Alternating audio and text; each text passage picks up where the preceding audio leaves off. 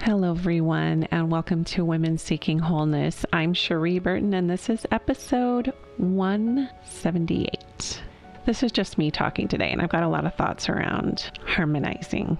Last week, our episode with Kevin Nahai was really revealing.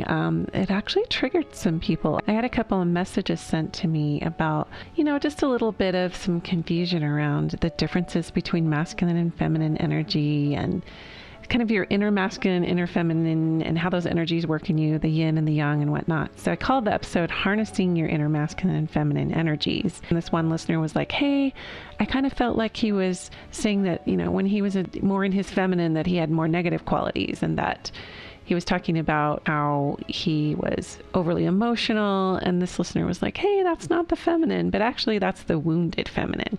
And he was speaking from his own experience, not necessarily feminine energy in general, just what was going on inside of him. And so I appreciated this listener bringing this to my attention, and I passed it on to him, and he very much validated what I felt. That was his experience, how wounded feminine shows up in him and how he was hiding from his own healthy masculine. And this is a lot of doublespeak and a lot of confusion if you're not used to talking about the masculine and feminine. And sometimes I think we get a little bit in the head about what it really means to be integrating those two forces. In other words, we talk a lot about these terms, but it's more about embodiment, more about what you're experiencing in your essence, the unique combination of you, how you show up, how you naturally navigate through life, what your natural gifts and strengths are, how you are often in your shadow side, or have to be in your shadow side of your gift, of your natural gift, before it can manifest fully as a gift. So I wanted to talk today about harmonizing. And I don't like the word balance anymore. I mean, I do like the word balance, but I think that it can be an illusion. I think shooting for harmonization or integration is in and of itself its own kind of balancing act, but it doesn't make us get so crazy about being perfect and about managing all things equally in our lives, because we can't. So the main domains I'm talking about, the main life domains, are your physical self, your social self, your spiritual self, and your mental self. And you could even say those domains are reflective of your relationship roles. So how you show up in the world, self, family, with the divine, and with others. I teach this thing called divine order, and it's compass-based, meaning if you think of a north, south, east, west compass, on the left side of that compass, which is more the western horizon or the western side of the compass, is all about receiving. And on the east side of that compass is all about giving. So you could say that's yin and yang, or masculine and feminine. Feminine being the receiving, masculine being the giving. And if you can picture your body as a compass, and right in the middle, that axis point is your surrender mode, your place of show me, your place of use me, or I don't know, which is your point and portal of power. That's literally at the midpoint of your compass, of your body, of your life. And if you look at that north end, that north point of the compass, that's love. And the south end is power. And on the west side of your compass, the west point, that's receive again. And the east side is give. So giving and receiving, love and power. And on the northwest quadrant, that is receiving love. And on the southwest quadrant, that is receiving power. And on the northeast quadrant, that is giving love. And on the southeast quadrant, that is giving power or empowering. So let's go back to that northwest quadrant, which is receiving love. I call that the God quadrant. And I call the southwest quadrant the self quadrant. Again, we're still on that feminine side of the compass. So receiving love is the God quadrant, and receiving power or self-empowerment is the self quadrant. And here we go to the east side of the compass. Giving love is the family quadrant. That is northeast quadrant. And giving power or empowering others is the humanity quadrant, and that is the southeast quadrant. So really, you're just, if you're visual like me, because I'm just telling you this auditorially, I have a whole PowerPoint and whole thing on it, and it's also something I'll be teaching in my book as a visual tool for creation and healing. But if you could just write down on a piece of paper, literally north, south, east, west, the west side being receiving, the east side being giving, the north point being love, the south point being power. Giving and receiving love and power. And within each of those quadrants in divine order is God, self, all receiving, right? Receiving love, receiving power, God, self. And then on the giving side of the compass is giving love and giving power to family and humanity. So divine order is your relationship priorities. God, self, family, humanity, and I would add earth to that. So priority-wise, you are a daughter of the cosmos, of God first. You are the I am, really. But you are a woman first, and so you must receive love and power into yourself before you are equipped to give it to others on that east side of the quadrant. So oftentimes people will come to me and they'll be like, hey, tell me what my purpose is. Hey, tell me what I was born to do in my life's work. And I could give people a whole slew of resources, like get your gene keys done, get your human design done, get your Enneagram done, get your strength finders done, get your Colby assessment done. And I could point you to all of those, and those are great tools. But ultimately, you will never discover what you're here to give or gift humanity, including your family and all of your external relationships, if you haven't learned to receive unto yourself first.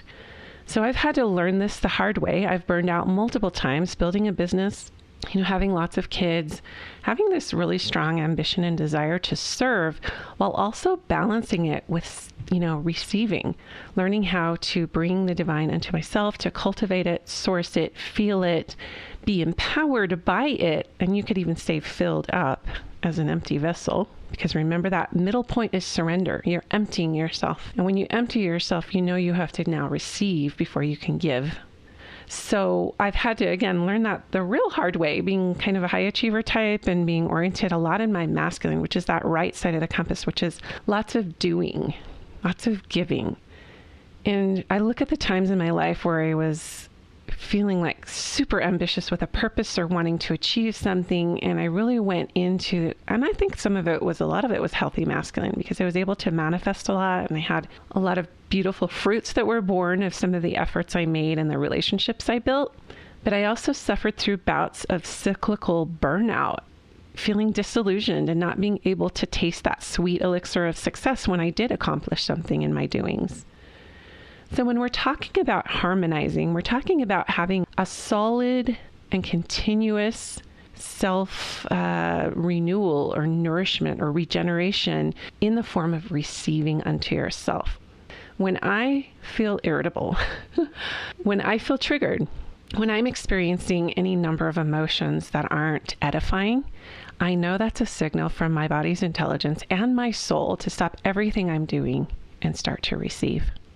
So in this self-nourishment model, in this regenerative state, the highest way to receive unto yourself is to get out in nature, to do deep breathing, and to just deeply, deeply listen and notice, which are all very feminine qualities.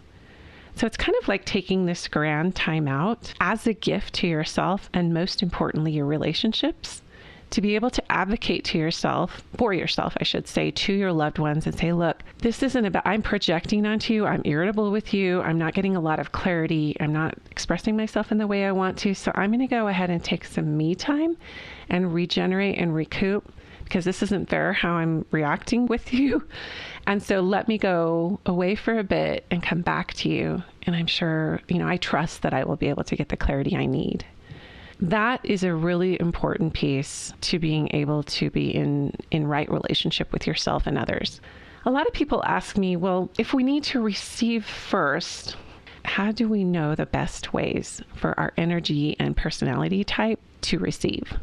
If you're a little bit more on the extroverted spectrum, I think I'm kind of a balance of both, but I kind of lean a little bit more into more isolative or more introverted type of behaviors when I need to regenerate.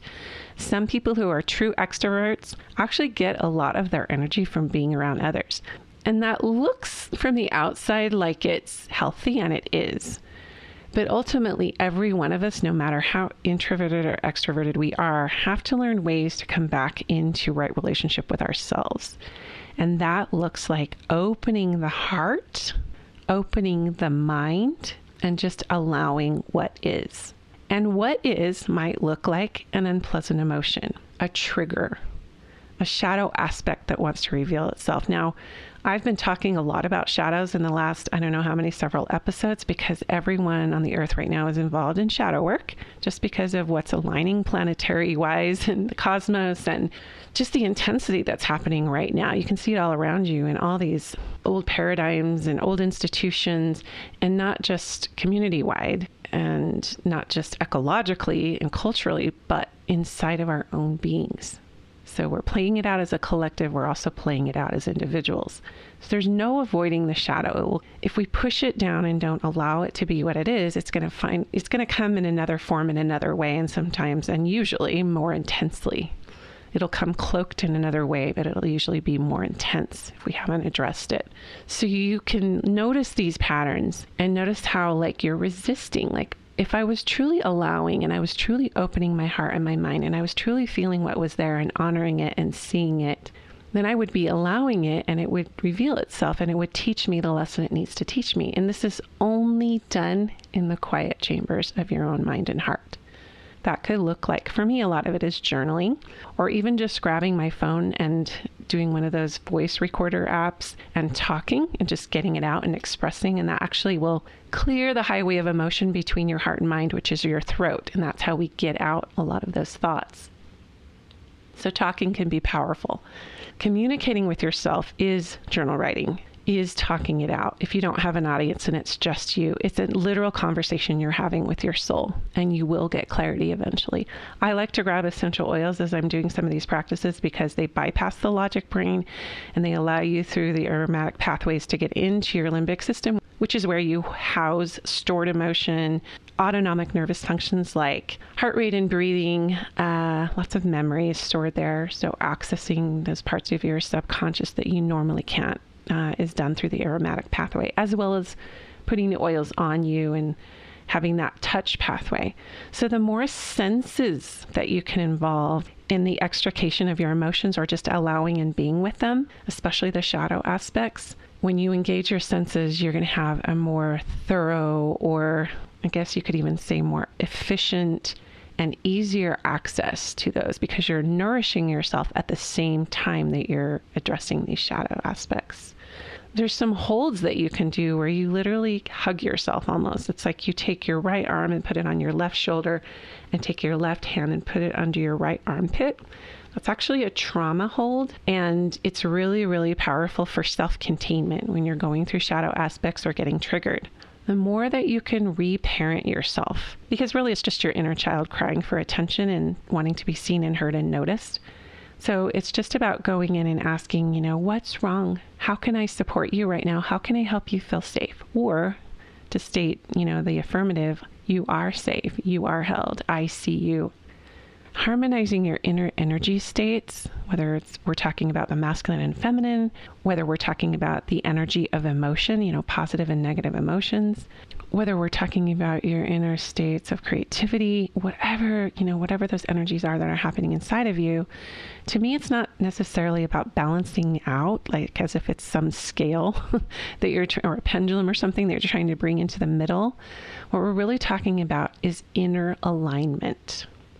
We reach inner alignment by noticing what's there, by not stuffing it or bypassing over it. We can reach alignment through making a decision. You make a decision not just with your head space, actually, but with your heart space and your gut space. The three brains: head, heart, and gut. People get stuck when they're trying too hard. And this is an art. You literally make a decision and you don't attach to how it's going to look. So you send a signal to the universe, to everything external, but more importantly, you send that signal to yourself through a decision. Like, I am deciding to allow myself to receive blank, blank, blank, blank, blank. So it's not necessarily about prayer, because prayer is about maybe asking God what you want to receive and hoping that you're going to get. This is more about a really strong expectation. It's not really even about hope, even though hope is an important element to grounding you, really. This is more about deciding to do the work, to allow, to feel. So harmonizing is just this dance between here's the reality of what's going on in my life, here's the reality of how I'm processing it on the inside. How can I go within and be that compass that is in alignment by first in that center access point, surrendering to what is. This could be a prayer too. This could be show me or teach me. And I'm talking about telling your own body to teach you, your own emotions to inform you. So that process of inquiry is so important. But if we're talking about inner alignment, we're talking about the harmonization of receiving as preparatory to giving. Women are very relational. Not to put this necessarily as a blanket statement on gender, only to say that the feminine is more relational. So if you lead more with your feminine, you're going to be more relational, meaning that you're going to be compelled to make it right for everything around you and outside of you because you care so much. You care about the earth, you care about your family, you care about your community and your friends. And oftentimes you overlook the reception of that energy you're giving to others to give it back to yourself in a reciprocal way. Really interesting story about this. I started to notice that the right side of my body was doing wacky things over the last year because I've been really intentional about asking to be shown what it is that's happening inside of me, whether it's generational, through epigenetics, like through intergenerational trauma, or whether it's something I personally am repeating as a pattern I'm not aware of.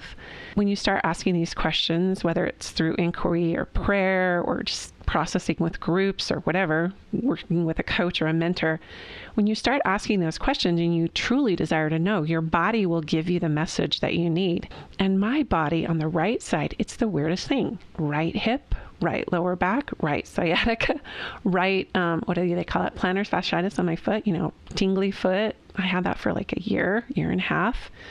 Right side of my neck, right shoulder, and even right breast pain. I kid you not, like right everywhere on my body. It was just the right side was just really inflamed. And so I looked at what certain emotions are held in those areas of the body and what they mean, like feet, afraid to move forward. So everything on your right side of your body is your masculine side, or where your masculine energy often manifests. So I had all this masculine, like overbalance. So the right hip and right lower back are oftentimes about support or financial stuff or not feeling masculine support. It wasn't because I wasn't feeling it from my husband or it wasn't feeling it for the men in my lives. I just had some old beliefs about masculine not showing up for feminine that I needed to work through in myself. And what it came down to is that I didn't trust my own masculine to be healthy. And I didn't trust my own masculine to surrender to my healthy feminine and vice versa. So conversely, my feminine on my left side of my body surrendering to healthy masculine. So both are empowered states, masculine and feminine, yin, yang, whatever you want to call it, but they both surrender to each other. Remember that center access point is surrender, is show me, teach me. And oftentimes one part of your energy needs to, for lack of a better phrase, bow to the other part of you. Because you do have altered states. You do have different ways based on what is going on in your environment, how you show up. Sometimes you'll be more in and reflective and that's perfect. And other times you'll be compelled to act or speak or express.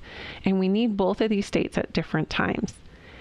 The qualifier that takes you out of alignment is the fear of that expression or the fear of that allowing or the fear of that harmonization. So if you look at that north end of the compass as love, we're always orienting towards love. So if we find ourselves going out of alignment, we go into how can I receive love? How can I receive power or become empowered through reception, through receiving and allowing unto myself what it is that I need? So this is a very delicate dance and it's a moment by moment process. Sometimes we have to let parts of ourselves die and that's very uncomfortable. And that's what I was noticing with the left side of my body. The right side of my body when I was overgiving and overserving and not bringing that energy back to myself to calibrate that right-left balance in my own body. I was literally going out of physical alignment, my hip, my lower back, my foot, etc. And the right breast is all about compassion and nurturing. If you go look that up, there's a lot more there. But for me, it was about that I was giving it through the right side in my close relationships and even in my communities where I serve. But I wasn't turning that in on myself to nurture my own feminine. So in a way, you've got your own back. So does the divine, but it's really hard to have faith that the divine has your back when you aren't showing up for yourself to have your own back. And that looks like non-judgment, not criticizing yourself, setting down new neural patterns to say, hey, I'm deciding to allow myself to receive love, to allow myself to receive authentic power, to allow myself to receive whatever it is you need. And only you know that. So I just felt like I needed to do a follow-up of last week's episode. As brilliant as Kevin is and as amazing as our discussion went, there was just this little niggling of a couple messages I got that I felt like I need to come back to this space of like both energies, masculine and feminine, are soft and both are powerful. When you really go into healthy masculine, it's very soft. It's heart-based. And with the healthy feminine, same thing. So they're not at war with each other, even though it often feels like it is. And the only reason it feels like it is at war within us is because of our cultural conditioning and our programming. These energies that really have nothing to do with gender. Each one of us has a very unique composition of these energies within us. No two people are alike. And there's a purpose in that, and it's beautiful. Okay, so coming back to this whole life balance thing, with your physical self, your mental self, your social self, your spiritual self. There's a quote that came to me when I was many, many years ago. I want to say 15 years ago, right after my sister passed away. Many of you know she passed away from suicide. And I was really trying to break these family patterns within myself and in my family. And there was a phrase that came to me through prayer and meditation, and it was this: surrender brings balance. Surrender, the only thing that surrender is, and the reason it brings you into alignment or quote unquote balance, is because it's a state of very deep acceptance. Acceptance that you have a physical body that requires constant nourishment and nurturance. It's acceptance that you literally need a higher power to function properly. Each of us define that higher power very differently, but there's an essence that's breathing us. There are forces that we can't see that are supporting us. And sometimes accepting that can be difficult when it looks by outside indicators that that's not the case. That's called faith. It's the resistance to these things that create stress and imbalance. So if you want peace and flow and harmony, instead of resistance, avoidance, and stress and imbalance, actually it takes more energy to resist something than it does to allow it. It takes more energy to sit on the fence than to engage. It takes more energy to be in a place of indecision than to actually do the action and decide. So again, life can be a dance, a flow to the surrender of what is in any moment in time. And that is basically the harmonization process. Show me, teach me, and then allowing to be taught by what actually is rather than resisting what is. And if what is scary and if what is feels fearful, then you climb into that fear and you let it inform you and teach you. I just did a session for someone this week. We went back to her 5-year-old self where it originated, and we just did a little bit of testing with energy work and things to figure out, where this fear of being herself was originating. She's in her 20s right now, but this started like her late 20s, I believe, but it started when she was 5 years old, where she didn't feel safe in her family construct, in her religious construct, in all of her cultural programming around her to be able to be herself. Just literally did not feel safe. And we were able to talk to that little girl. We were able to coax her back to being herself and to allow herself to feel that sadness for all those years that she was too scared to express herself and be who she truly is. Sometimes we get really blocked on being able to see a vision for our future because past evidence has supported an illusory vision or an illusory self. And many of us are transitioning into this new way of being where we want to be sovereign. We seek to empower ourselves and and to be vessels of the divine so that we can help humanity. And I think one of the most important things that Christ taught was to love your neighbor as yourself. The implication being that you love self and God first, and then whatever is left over goes to others, rather than the reverse.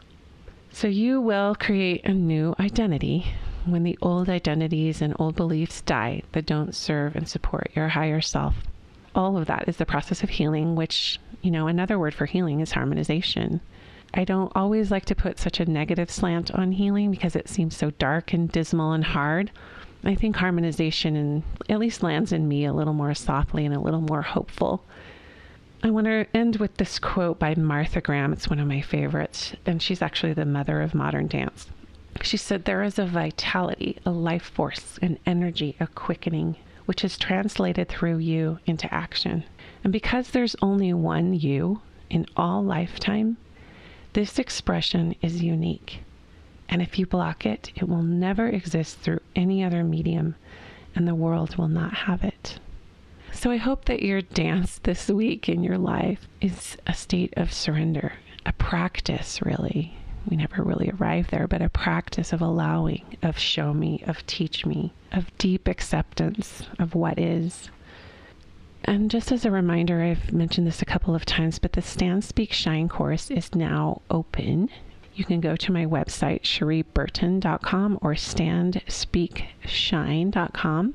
Get registered for that. It's 12 embodiment principles of the feminine over 12 weeks. Self-led, self-directed, all online, at your own pace. Beautiful embodiment practices that bring you into yourself and into that state of feminine receiving and allowing. The whole course is built on the art of receiving, preparatory to giving.